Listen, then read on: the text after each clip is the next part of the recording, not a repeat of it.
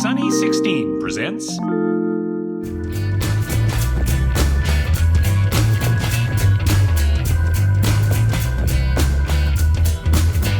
Hello and welcome to the Lighting Lounge for another episode. This will be episode number 7, and I realized I never even mentioned on the podcast we are putting this out on YouTube, so there is going to be some video.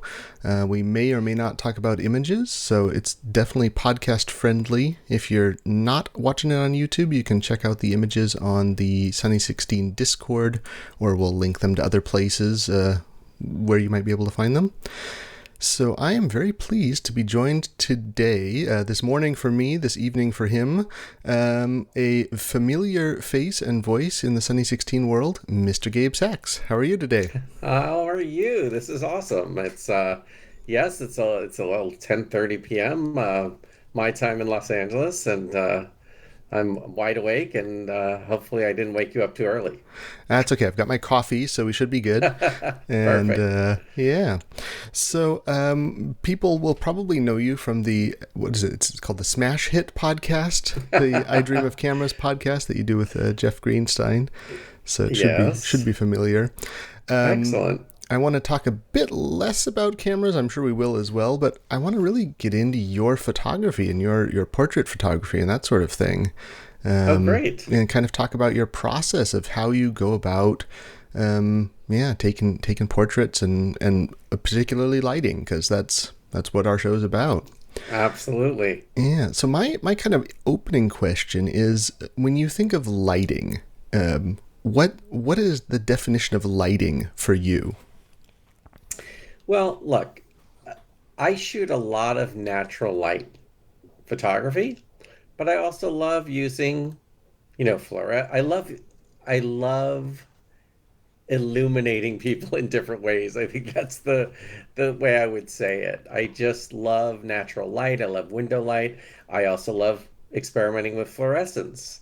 I like using hard lights. I like, using flash, even though I consider myself someone who is still learning how to use it, and I enjoy it. I've just started to use it with some film, and I love it. It's just there's so many photographers that find interesting ways to use light in their, especially their portrait sessions, that I'm always learning stuff, and I'm always looking out there to see what's new, and I just love it. I really do. Yeah.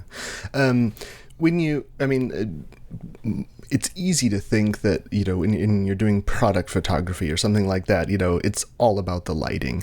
And in a portrait, it's also usually it's a lot about the lighting. Right. When you go out to the beach or wherever you are, and, you're not bringing big lights with you, what is what makes it a lit shot rather than just a snapshot? I guess for me, I love shooting. I'll just give you some examples. Some Sure. things I look for is, like, let's say under a pier. Mm-hmm. So you're under the pier, you're at the edge of where the pier covering is, and you've got that light coming in behind you, that flat light, and it's beautiful. Like, I love that. I look for that kind of thing, and especially at the beach. And to me, it sort of gives you also, under the pier, or when I see shadows, from, let's say, a railing or some interesting shadows going on the ground, I'm always looking for ways to incorporate that in portraits as well. And do you, when you're doing a portrait shoot, do you kind of just wander around and look for those things, or do you have of a plan? Sometimes I'll have a plan. Like, sometimes I'll know the areas we're shooting in. Mm. So I've shot there before. There's an area called Malibu Creek, and I know that there's a lot of it's a lot of flat light, but there'll be sunlight coming through the trees, which I love. But a lot of times I am sort of wandering around, and I'll sort of have an idea, and then to go, oh, this looks way better. Okay. That happens all the time. I have a plan, and it falls through completely because it's either too bright. Like, I'm someone who really likes shooting in a flat, sort of overcast light with occasional, streaks from the sun, and, as I said before, shadows. But in full bright sunlight is not my thing, and I completely admire photographers who just can, get out there and shoot in bright sunlight all the time and do really well. So, But maybe looking at some of your pictures later, but looking through them, most of them look like they're taken at pretty bright light. I mean, it doesn't look like golden hour kind of stuff. So are you able to control the time when you go out to shoot? Of course I am. I mean, the shots that I've done during golden hour are really my favorites, and I am right by the beach, so I'm fortunate to be able to, get down there pretty quickly and have some shoots along the beach at golden hour. But the way things have been happening lately with schedules, it's mostly been all over the place. There hasn't been like, oh, let's shoot at, 5:50 or whatever time, the sun's going down and you get that beautiful light. But there have been times where I've shot at the end of my block and during golden hour, and it's just perfect and beautiful. But it doesn't always work out like that because everyone's schedule moves around all the time. Yeah, always complicated. Yes. Are you doing anything to modify the light? Are you using a reflector or a shade or anything that you bring? Sometimes I'll use a reflector, but rarely. Okay. I think that I love light modifiers. I mean, I love if I'm using a hard light, using a softbox or using a giant, softbox on a monolight. That's always fun. But it's mostly not a lot of exterior stuff. So that's more of the interior flash work. But I've really always shot in natural light. Like and always looked for like what's a really, more of a warm lighting setup. And recently, I just shot on a friend's balcony, which is and also a fire escape downtown Los Angeles. And the shadows that produces, any time of day really, were amazing. So that was a lot of fun. Yeah, that sounds cool. I really have a hard time with natural light. I'm usually in the studio, so I'm controlling every little thing. And when I get out in the natural light, I have a hard time seeing, is this good or is it not good? What are some of the things that you're looking for? Like when you've got your subject there and you're looking at the face and you go, oh, that looks great, or oh, this is a problem. What are some of those kind of bullet points? I think we have the opposite problem because to me, going in the studio is such a stress inducing event for me because I know I'm just going to be shooting and stop, shooting and looking, shooting and looking, shooting and looking to make sure I have something. Like it's one of those things that I wish I was more confident, and I love it. I mean, I love the outcome, but a lot of time I'm really just shooting and saying, okay, that's not enough, or I need more. When I'm out, with a model and looking, I just am looking for some kind of shaded soft light.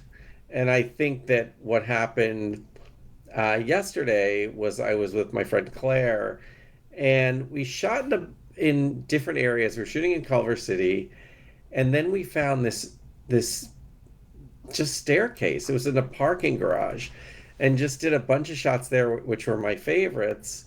And it was all because the light was falling in, sort of trickling in, and it just gave a perfect feel, and it was sort of very even light. So a lot of times I'm starting off looking for even light, and then the other half of the shoot is more like more interesting lighting. So through the trees and through reflections and through shadows, and I'm always looking for that to sort of balance it out so not everything is so clean.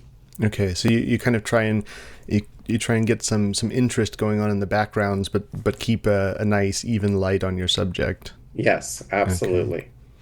And when I was just kind of scrolling through your feed, you've got a really lovely eye for backgrounds that like there's one shot, I think I've got it here. Hang on, let's see if the magic of look at this of technology will allow us to show. I think it was this one, and if I click on the big button, then it should show it big. So you've got a subject here that's standing in some kind of a hallway or some kind of a drive-through thing. So it's so interesting. So that's in Long Beach, California, and that's the actress Liliana Ray, who was in Top Gun, and she's been in a number of other things, and great actress. And she and I were in Long Beach and just walking around this area of 4th Street, and we came across this driveway. It's just really a driveway to an apartment building. And It's there's like something a about, underpass or something, so yeah, you like an can, yeah. underpass, absolutely. And I just liked it. And again, it was one of those things. I put her probably 2 feet from the driveway, from the actual entrance, and the light just fell on her, which was great. I was very lucky. So it creates this beautiful like almost geometric shape around her, and just frames her very nicely. And you've got this kind of light halo behind her head, and then this Right. dark driveway going up behind her light skin. So it's just got a perfect contrast and contrast of all the different things.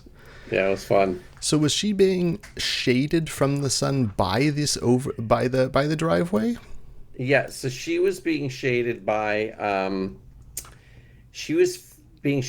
just the front. So think of it like 2 feet, or maybe probably even less. So probably a foot of overpass. So I mean the overhead, ceiling of the driveway, and just probably a foot in, and that was Okay. it. And then light was coming in from behind me. So you're just right at the edge of the shadow that's being cast by that Yes, overpass. exactly. And you've got other shots where you've got the pier you mentioned going off in the background, or lines going off in the background. Yeah. Is that something you consciously look for? Not all the time. I'm almost always focusing on the eyes, and I'm always focusing on um, expressions and sort of capturing real moments as opposed to really posing people. Like that's Mm, sort of my least favorite thing is posing people. I want people to just sort of be themselves, and I'll catch those moments is sort of my favorite thing. Um, but when I see a background that has a lot of depth, especially with, shooting wide open, mm. it just adds so much, especially that blur. It's so much fun to get that bokeh. Oh, yeah. You just mentioned trying to capture people as their real selves, and that's always a challenge. You get this camera face. As soon as the camera comes up, then often people will Right. change, Yeah. and so maybe talk about your experience with that. Well, a lot of the people I shoot, I know, or I know through friends. And so it's usually a very comfortable experience, and it's sort of a lot of conversation. Mm, So we're always talking. We may not be talking about taking pictures and, whatever, but it'll be comfortable enough where it's not sort of a stressful, like I'm okay now you pose, and mm, it's very simple. And obviously it's going to take a beat longer with a rangefinder mm, and focusing and things like that, as it does with a full auto SLR. But it's really just, comfortable and conversation, and, maybe grabbing a coffee ahead of time or shooting some pictures there where it's no stress. I think mm. that's sort of the theme of all my shoots is just, simple, no stress. Uh, and luckily it's worked out. So happy Very to do it like that. very cool. Yeah. Do you notice, because you're in the fortunate position to get to take pictures of a lot of people who are in front of the camera quite a bit, so they're Right. used to having a lens in their face. Yeah. Do you notice when you photograph somebody like that, or somebody who's maybe not as comfortable, being on camera, um, is there a difference in the kind of reaction or the process? That's really interesting because, yes, the majority of people I shoot are in front of the camera. What's interesting is there are some people I shoot that are also used to being in front of the camera, but they're so used to being in front of the camera that they go into this sort of automated mode Mm, that a lot of actors go through, and all of a sudden they're posing and they're that personality, and that's Mm, the personality I don't want. yeah. And I have some friends that do that, and I go, no, no, no, that's not. I want the real person. So it's fun to see that, and then you just sort of you get the real person. A lot of people I've shot for years and years and years. Um, or there's people I shot, many years ago during Freaks and Geeks, so they're always used to me having a camera in my hand, and so there's no, they're just used to it. It's a very comfortable situation. So It's interesting. It's always funny for me to see, you're just chatting and having an interesting time, then you pull up a camera and something changes.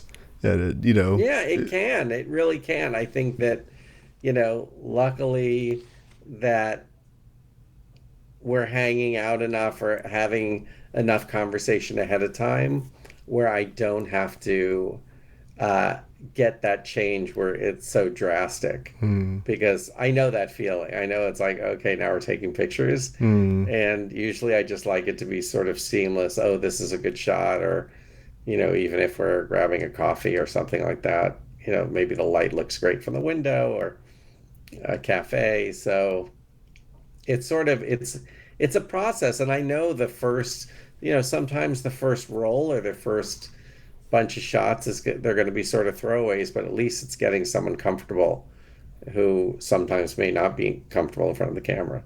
It's kind of that warm up phase. Yeah, definitely. And how much planning goes into one of your photo shoots?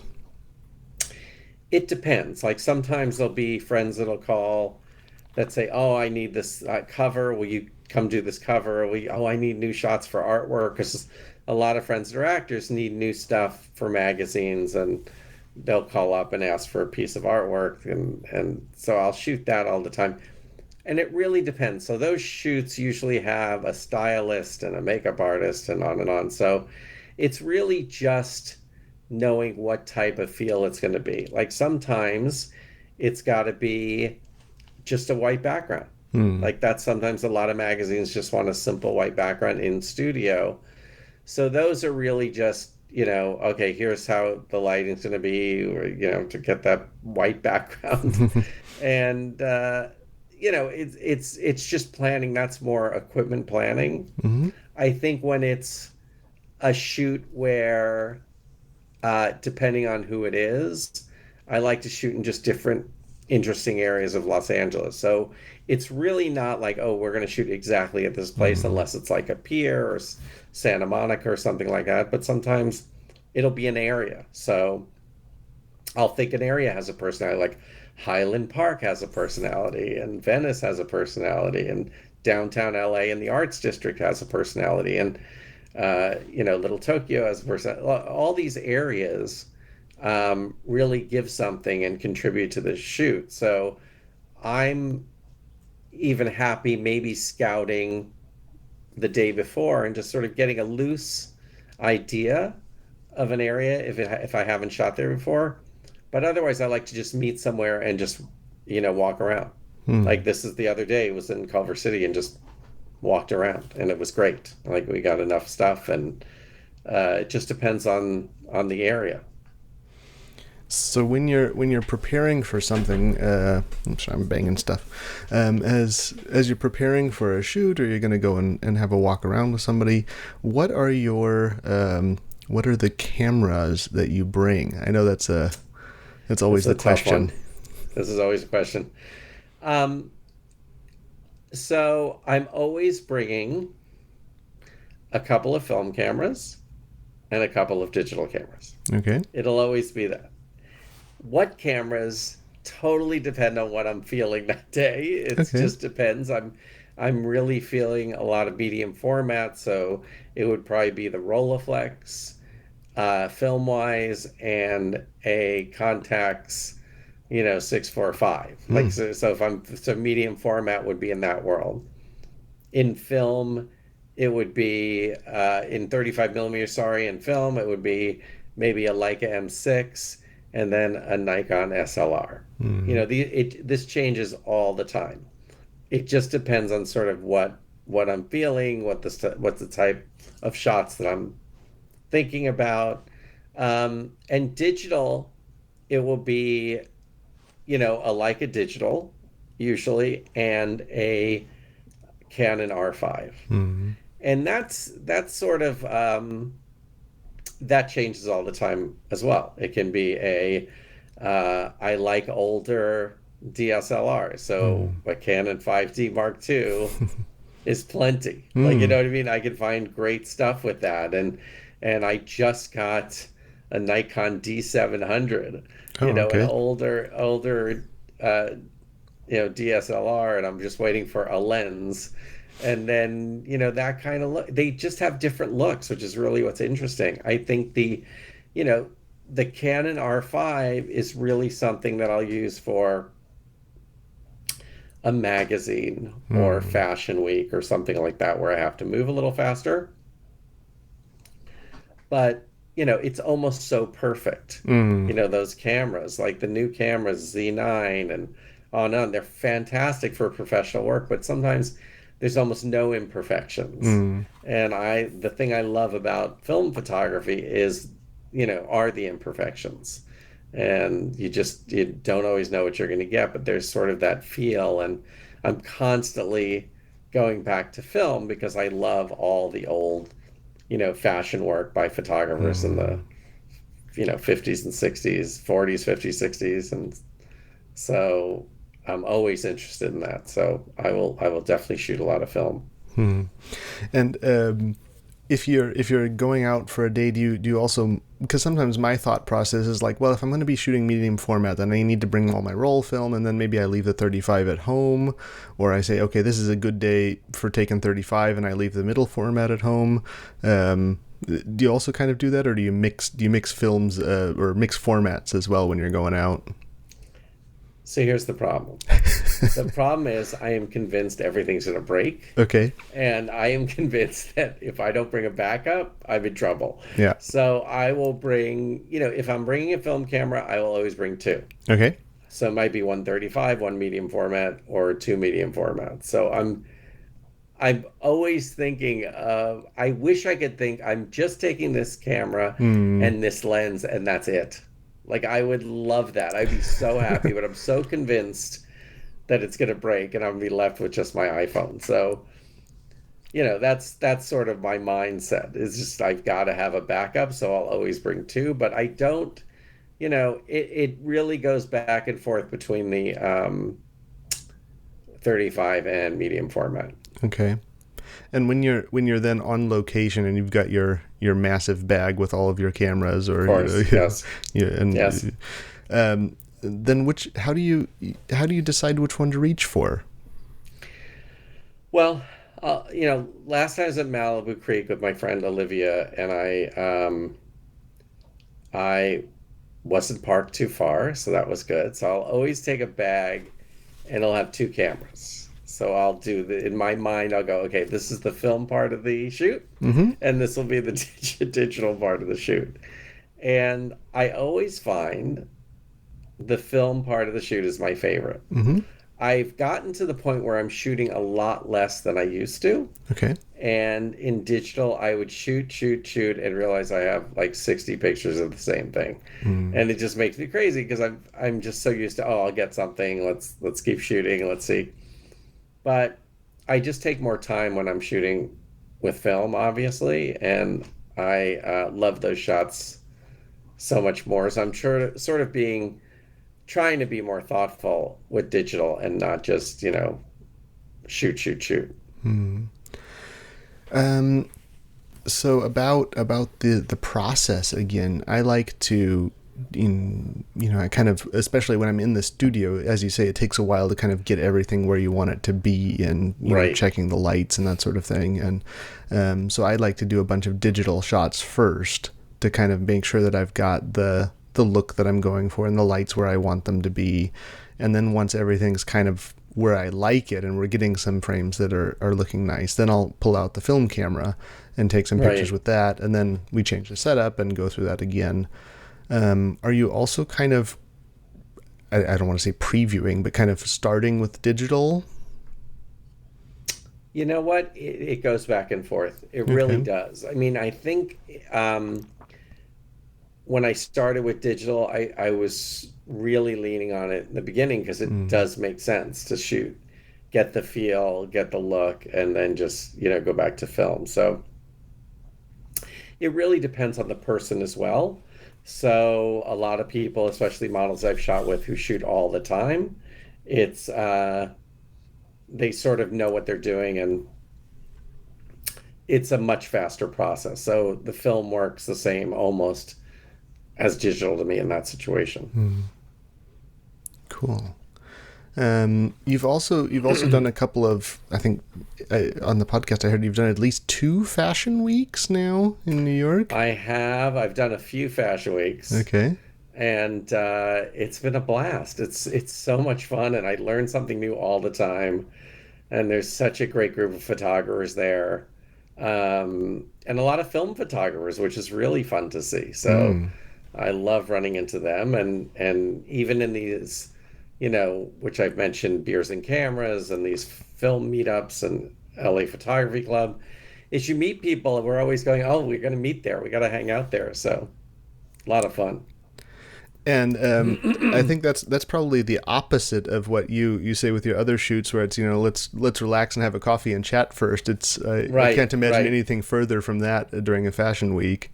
Well, the thing is that when you have such a little amount of time in fashion week, and that's why it's a little harder for me to bring the Leica, where I'm like spending an hour focusing.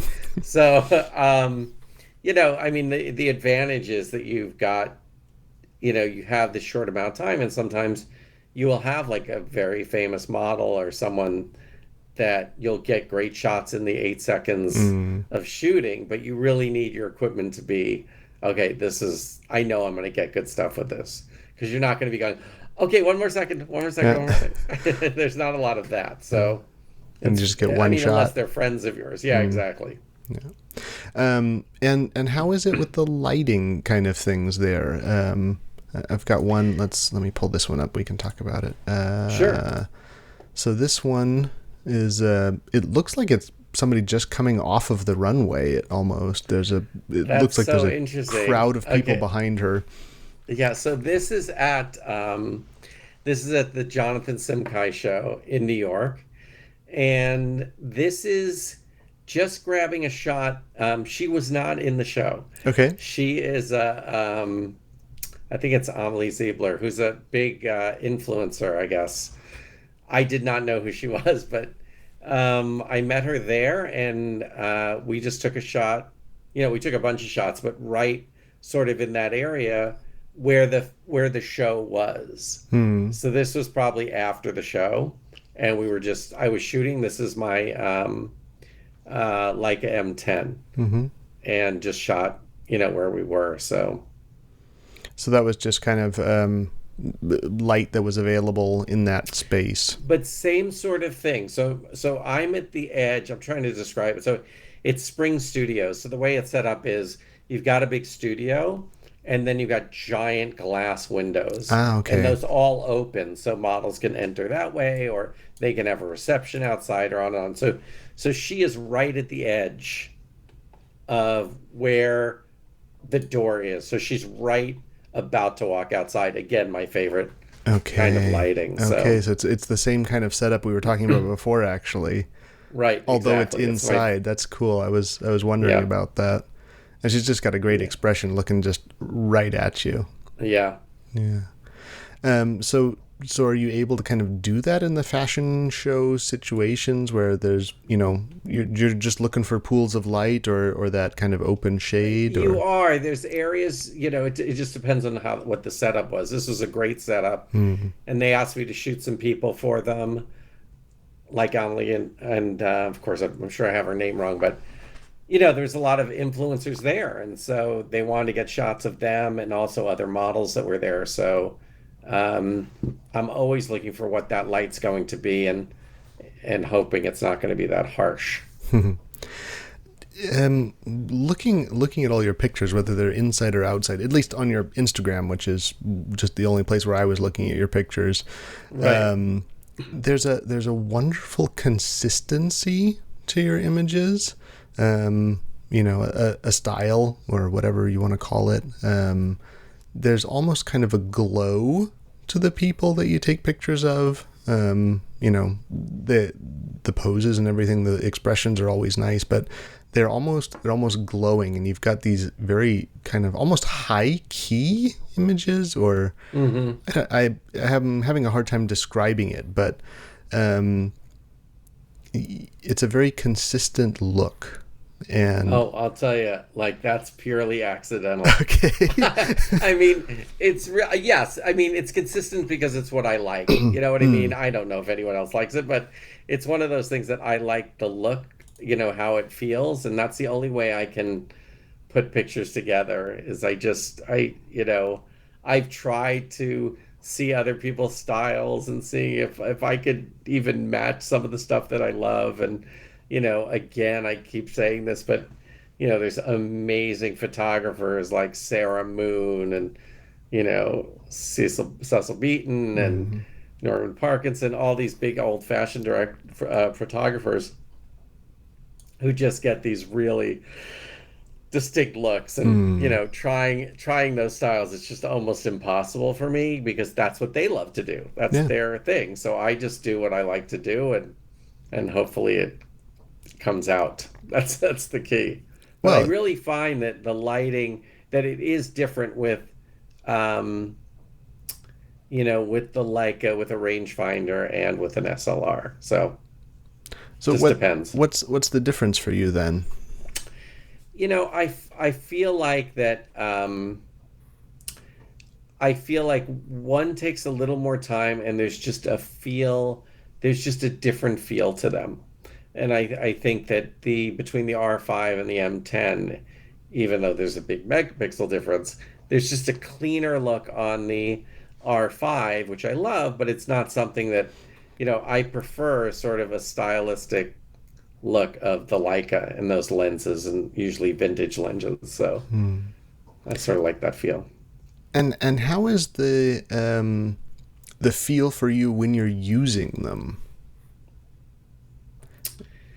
As in like the user experience, yeah. Yeah, look, the thing about the R5 or Canon, I just think it's easier. I sort of you have amazing assistance if you're in low light, or depending on the situation, or runway. I'm not on the riser, so I'm not really shooting the runway pieces, but I can shoot them. And I sort of played with that by using their, face detection and eye detection, and it was spectacular. Like, it was shocking. And then all it made me think of is those photographers in the 70s and 80s. Like, how were they getting those shots with manual focus on a runway? Like, I couldn't even imagine. So, that's really sort of an easier shot, but sometimes I will still love how the Leica, produces, in a different way. And I feel different when I'm holding a film camera. The whole process, somehow something shifts in my brain. It takes 3 seconds to put the one camera down and pick up the other one, but then it's a different mindset. Yes, definitely. And kind of a different process. I, for one, feel more confident using a film camera. So it's sort of second nature to me. So I feel that, I don't know, I feel better about it. I don't have this worry of this. Like, I keep looking, and it slows me down. So I will look and look and look and look and look at that monitor on the back and just be like, oh, I'm not sure it's right. Let me do another, on and on. With film, I just, for some reason, feel more confident in the process.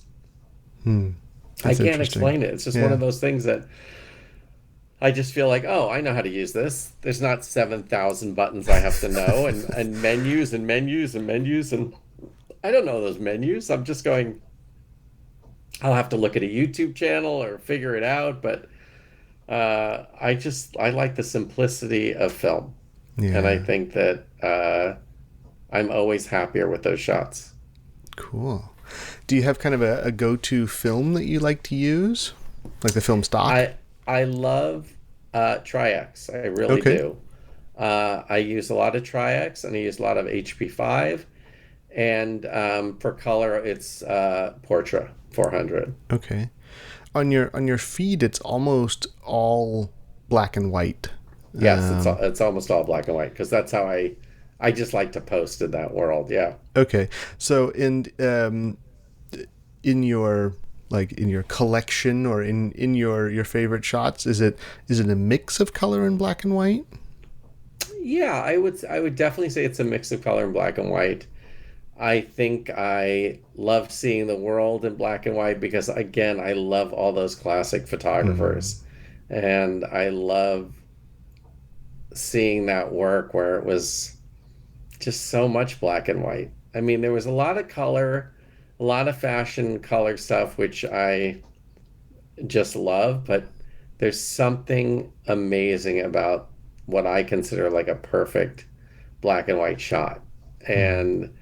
And look, there's so many photographers that I love. And the favorite photographs are always in black and white in my mind, like the ones that I really sort of connect to. Hmm. I like the timeless nature of the black and white. I know that's kind of a Yeah, cliche, but um, no, definitely. and often the color images can be so busy or distracting. There's so much going on. Well, I think also with my digital camera, that's why I always look at the screen and it's in black and white Hmm. because I got so distracted with the color going, oh, the color's not right, this isn't Hmm. right. And it's so much self-doubt that I just made it all black and white. So I can just look at it in black and white and go, okay, it's somewhere in that world. Yeah. And I think you have a lab that does your processing and scanning for you. Yeah, I have processed myself. I love processing, but sometimes I just won't have time. Hmm. Scanning, I am not great at. Jeff Greenstein is going to come over and help me figure this sort of process that he uses, which is Ethan Moses of Cameradactyl, who's amazing and an Hmm. inventor and a camera maker and everything. Um, he has this thing called the mongoose, which sort of automates it a little more, and I think I need that. So Jeff is going to show me how I can do that. But mostly, I'm going to labs and different labs in Los Angeles. Okay, that's interesting because again, this kind of theme of consistency. So you've actually got different labs processing the film. So you've got I do. uh, and so you're getting a high res scan back, I guess, and then do you do some kind of tweaking at the end? Yeah, I do a little tweaking. I'm not so proficient in Lightroom, but I'll do some pieces that or some tiny moves that'll give me a little more contrast or a few more blacks or brighten things up a little, but that's it. I don't know enough to do.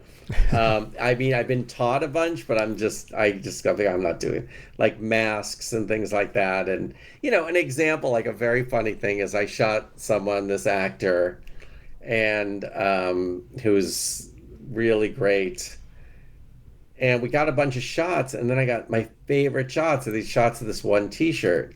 And what he did is he wet his hair, and we went back to shooting, and I love the shots on and on. But what I didn't realize at the time is that because of his wet hair, a third of his t-shirt is soaked. So it's like blotches, and there's no way I could get out a little bit of it, but Hmm. you know, for someone who's proficient in Lightroom, it takes them 2 seconds to get rid of all that. Hmm. Like just do a mask or however they do it.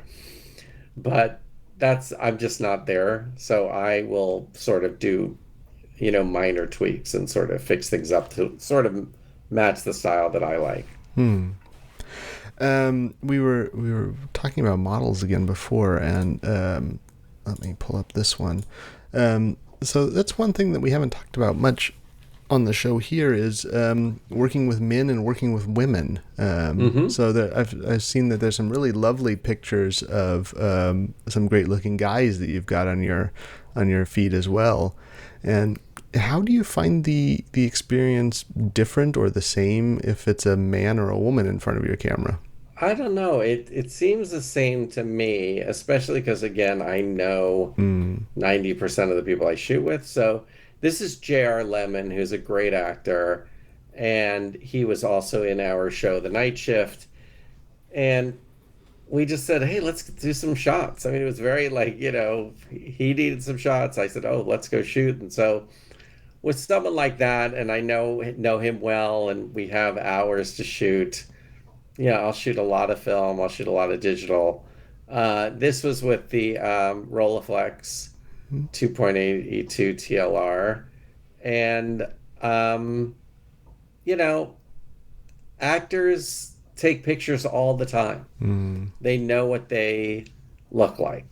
They know their poses. They know, and so it's trying to get them, to be themselves. And it's also if there's an actor that was a successful model, like there's my friend Owen, who I shoot a lot too when he's in town. He's actually shooting he was shooting before the strike in Australia. And, he'll come to town and, he was a huge model. Like he was the first Calvin Klein models in Times Square, like one of those giant buildings things. So he really knows how to model. Like, I mean, he just knows, move in 2 seconds. So you try to get a more natural look with those people. I think that's the feel, like just sort of, just comfort. And I think when you get that comfort, you'll get the shot you want. Do you do kind of I don't know, coaching, like here maybe squat down over here or sit against the wall, or you just let them do what they're doing? That is sort of the extent. Okay. I'll go, oh, why don't you go over here and yeah, why don't you squat down? We found this field, this area with a little lake, I believe, and that was it. Very minor stuff, and then sort of look to your right, look to your left, but nothing more. I mean, I wanted to feel comfortable and let them make choices and really just capture the moment. Very cool. I'm just gonna pull up another, like this is Sure. this is another one of the pier we were talking about earlier. I'm assuming this is maybe the Santa Monica Pier or somewhere. That's actually in Manhattan Beach. Oh, okay. And that's my friend Chantal Berry, and this was in between shots. It's one of those things that you just sort of, I was just focusing and seeing if this is going to work, and she was just brushing the sand, and I just took the picture, which she didn't know until after, because that camera's so quiet. But I just love that area. Like this is an area that we went out, it happened to be empty, and which is rare in Los Angeles. So we just hung out there and shot, a bunch of different things in that area. But the light just feels so great. Well, and again, I mean, speaking of consistency, again, you've got this open shade of, the pier casting the shadow, and the background going along. I'm curious about this image, because here's an image. It's a lovely lady sitting on a table, and you've got a really hard light. Funny thing. Wait, can I just tell you the funny thing? It's the same lady. Same lady. Okay. Isn't that crazy? Yeah, that's funny. This was for we shot a music video that I directed, and just wanted to get some harsh, crazy shots in the location we were shooting in. Yeah. Mm-hmm. So I pulled this one out because it looked like it might have been done with a flash or something artificial, but I could be wrong. I think this, you know what? It's a hard light. I think it's a hard light that's there. It's a big sort of low pro light, and we just sort of did, let's just make a harsh, crazy shadow. It was fun. Yeah. It was fun because we did a bunch of different ones like that. But yeah, no real flash. I mean, what I would have done differently was probably use one of those Leica flashes that just sort of blinds everyone. That's always, that would have been fun too. Yeah. So you mentioned on your podcast a while ago wanting to do some kind of like outdoor in your garden with fill flash or with some artificial lighting. Yeah. I don't know if have you gotten around to doing that? Yeah, so I just recently did a shoot with Christo Fernandez from Ted Lasso, and who's a friend, so there's no pressure. Like it was just like let's go hang out, and we shot some stuff. And I said, look, I'm gonna start playing with Flash. So I use this on-camera Flash, this V1 on the R5. Got some good shots. Not my favorite because I just am not confident enough with it. Mm. And I got, we got some good shots. And then the other thing is we also in my backyard, we shot with sort of the Godox. I cannot remember the model, but a monolight that's was great, with a big softbox, and it was very fun. But it still feels almost too clean for me, Okay. and I'm not really able to. Sure, I'm able to control enough of it, and I've done a bunch of actors that need that kind of feel Mm. with that kind of flash. But I'm just not, it's not my favorite thing. I'll prefer sort of a hard light where it gives a little simpler feel. And I've Mm. talked to other photographers who like not having the big beeping and the big flash and Mm. where you can just sort of really just keep shooting and not stress out so much. So, Yeah, it is a different feel. yeah. What is your the next look or technique or something that you would like to achieve or that you would want to work on or experiment with? I would love to, do more with flash. So more with a strobe and feel confident, with film stuff like Avedon and Mm. those shots are just amazing and he's using, flash. And I would love to sort of learn more and shoot more like that. And the first time I shot the Rolleiflex with flash was I don't know if you know Allie, does 1 month, two cameras. She has a Heard of it, YouTube yeah. channel. Mm. And she did a flash sort of a meetup where and it was for her show, but we were all talking about flash and everyone got to shoot their film cameras with a strobe. And it was, I metered it and it was, the funny thing, it was way easier than I thought. Mm. And I'm like, that's it? Yeah. They go, yeah, that's it. That's what you do. You hold your meter out here and you match the settings and shoot the picture. So that was a lot of fun. I mean, I shot a couple shots on the Rolleiflex and realized, oh, it is possible. This is how they used to do it. Mm. And I would love to get more confident with like sort of those old fashioned shoots with flash. I would love that. Were you using like a long PC cable, or were you using some kind of remote, or how were you triggering the flash? Yeah, it was all a remote. It was a Canon, I think it was Godox too. I think it was Mm-hmm. the same thing. And it was just triggering that way. I've done it I do it now I have a Leica one, but it's actually a Nikon trigger, which works on the Leica M10 Okay. because they didn't make one before for that. And then, or I'll just use the PC cord and that's fine as well. Okay. One thing that I found really helpful, I've got I usually keep my trigger on my digital camera, but I've Uh-huh. now got a couple of other triggers that I've actually hacked them to work with a PC Oh, sync wow. cable. And I've got them for like my Hasselblad and for Oh, that's other great. cameras. And the wonderful thing is that they just trigger the light. They don't adjust any settings or anything.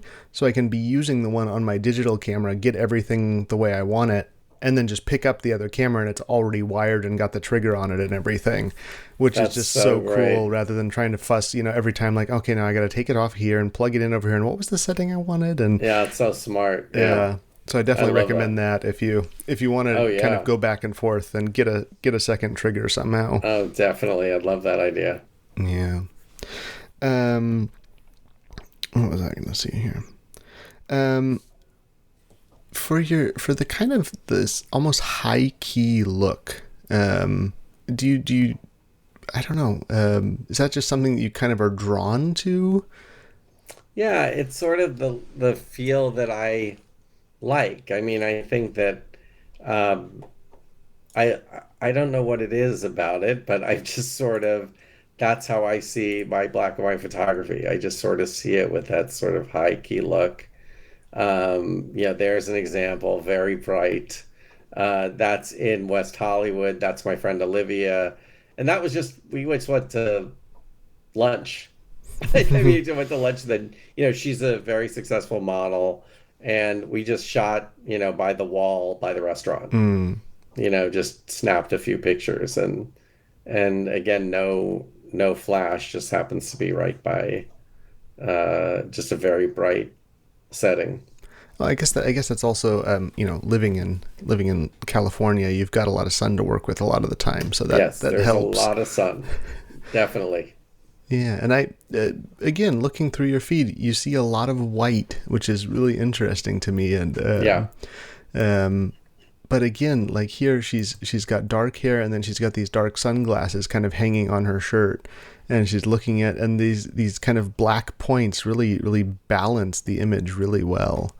Um, and I Thank you. I mean, it's again, it's one of these things that it's just what I like, and I don't know if it's technically right, but it's just a look that I like. That's cool.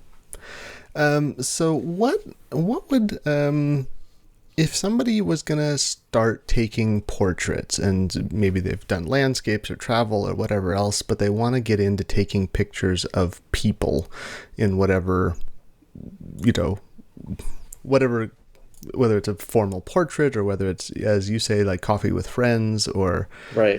working with a model, what would be something that you would suggest, or to help them get over the hurdle of having a person in front of their camera?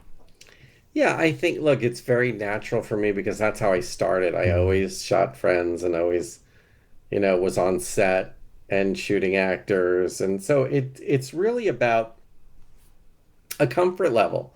And I think having coffee, all these things really help. I've done where I've approached strangers on the street. It either works out well or it doesn't, and they just don't want their picture taken. But I feel like if you're going to take portraits, start with friends and family. That's always my suggestion. And just sort of, especially, my favorite thing is everyone has natural light. Mm. Take a friend, you know, put them in front of a window and start shooting. You'll find your sort of the stuff you like. And I just think shooting and shooting and shooting and shooting is going to help. And it's going to, the more people you shoot, the more comfortable you'll get. Again, I'm always focusing on the eyes and always trying to, make that draw people into people's eyes.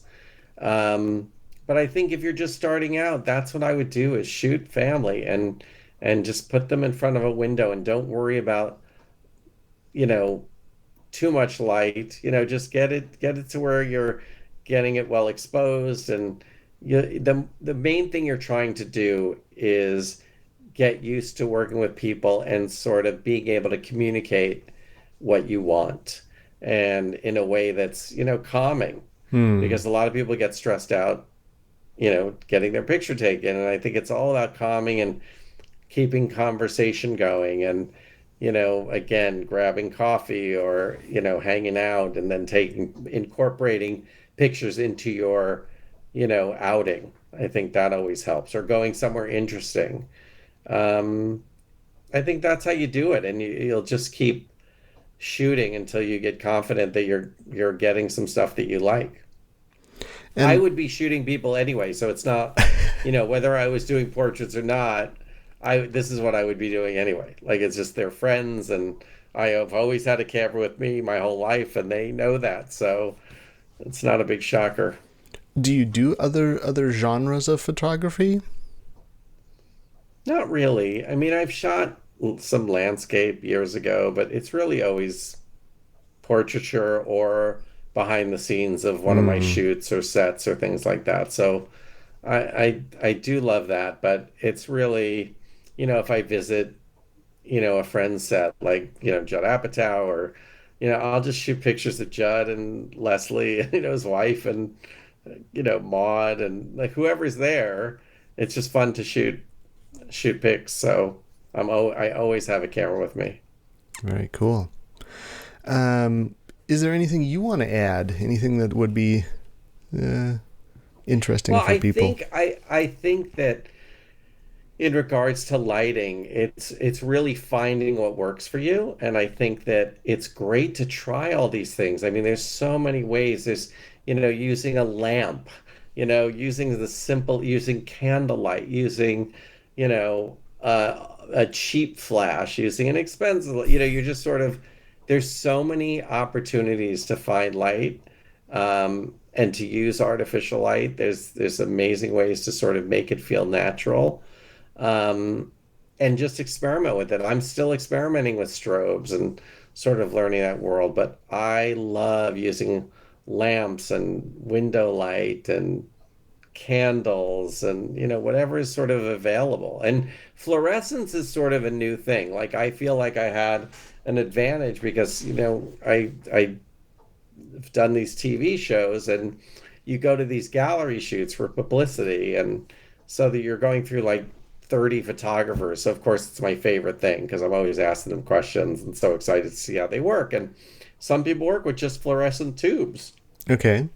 on either side. They'll have a bank of, almost think of shop work lights, Okay. and they'll put them on either side and they'll get some beautiful looks. And that stuff's really interesting to me, is to find how people uh, do work with different kinds of lighting. But there's no right and wrong way. I just feel like you could, it's like using a broken lens. Frank Ockenfels is one of my favorite photographers who I know. He'll use a broken lens and you'll just like tilt your head like, how did he get that? He's using a broken lens. It's the most beautiful art piece I've ever seen. Okay. But yeah, it's that kind of thing. Wonderful. Well, why don't you tell people where they can go and find your work or... Sure. Well, Instagram is my name, Gabe Sachs, Mhm. and that's where I'm posting mostly everything. So it's usually there. And then we obviously have our idreamofcameras.com and our I Dream of Cameras podcast. So I think we're going to be on episode 57. So it's always an adventure. your international whirlwind podcast these days. International Whirlwind podcast. That's what's happening. Yeah. Well, wonderful. Thanks so much for coming on. It was a lot of fun. Thank And you. This is a blast. Anytime. Love to do it. it's always fun to talk about light and lighting. And our stalwart host Aid is somewhere in Canada at the moment, and will hopefully be returning. Is he lost in Canada, or is A just sort of, traveling? Well, he's traveling, and I think he's doing a camper van kind of tour around Canada. Fantastic. Which is wonderful. So he'll be back at some point, and I've got another special guest lined up for the next episode. So Perfect. keep on listening. Check us out on YouTube if you want to see our beautiful faces and some of the pictures we're talking about. I will post a few that we talked about in the Discord when this one comes out, so people can see it, or just go and check out Gabe's Instagram and look at all of his work there. Excellent. Thanks so much. All right, thank you, and bye-bye, everybody.